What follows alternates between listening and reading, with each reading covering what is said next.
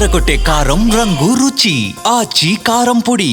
హైదరాబాద్ లో కొత్తగా మరో 65 ఎలక్ట్రిక్ బస్సులు రోడ్డెక్కబోతున్నాయి. ఈ రోజు ఉదయం 10 గంటలకి అధికారులకి ఈ బస్సుల్ని అందిస్తారు మంత్రి పొన్నం ప్రభాకర్. ఈవీ ట్రాన్స్ సంస్థ నిర్వహణలో నడిచే ఈ బస్సుల్ని రాణిగంజ్ డిపోలో మంత్రి పొన్నం ప్రభాకర్ ఉదయం 10 గంటలకు ప్రారంభిస్తారు.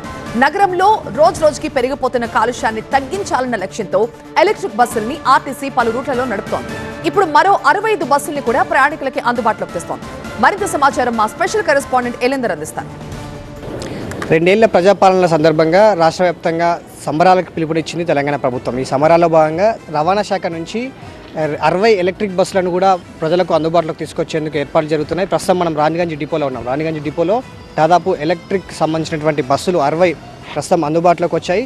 దీనికి సంబంధించి ఇప్పటికే డ్రైవర్లకి దీనికి సంబంధించి ట్రైనింగ్ సెషన్స్ కూడా కంప్లీట్ అయ్యాయి. మహిళా సంఘాలకు సంబంధించి కూడా 1600 బస్సులు కూడా బస్సులకు ఓనర్లు చేసి వాళ్ళని కూడా ఆదాయాన్ని పెంచే విధంగా దాదాపుగా ఒక్కొక్క బస్సుకి 70,000 ఆదాయం వచ్చేలాగా కూడా మహిళల్ని ప్రోత్సహిస్తున్నటువంటి ప్రభుత్వం. దీనికి సంబంధించి ఇటు పర్యావరణానికి హాని కలగకుండా ఉండే విధంగా పెట్రోల్ డీజిల్ లాంటి బస్సులను పక్కన పెట్టి ఇలాంటి ఎలక్ట్రిక్ బస్సులను కూడా అందుబాటులోకి తీసుకొస్తుంది. ప్రస్తుతం ఆ ఎలక్ట్రిక్ బస్సులకు సంబంధించినటువంటి ఛార్జింగ్ స్టేషన్స్ కూడా ఇక్కడే ఉన్నాయి. రాణిగంజ్ బస్ డిపోలో దాదాపుగా ఈ రానున్నటువంటి అన్ని బస్సులకు సంబంధించి ఒక్కొక్క ఛార్జింగ్ స్టేషన్కి సంబంధించి దాదాపుగా ఒక గంట లేకపోతే 60 నిమిషాల నుంచి 50 నిమిషాల సమయంలో ఒక బస్ ఛార్జ్ అయ్యే విధంగా ఈ స్టేషన్స్ కూడా ఏర్పాటు చేయడం జరిగింది. ఛార్జింగ్ పాయింట్స్ ఏర్పాటు చేయడం జరిగింది. ఈ ఛార్జింగ్ పాయింట్లో దాదాపుగా రాణిగంజ్ డిపోలోనే 25 ప్రస్తుతం మనం చూస్తున్నాం 25 ఛార్జింగ్ పాయింట్స్ ఇటు రాణిగంజ్ బస్ డిపోలో ఉన్నాయి.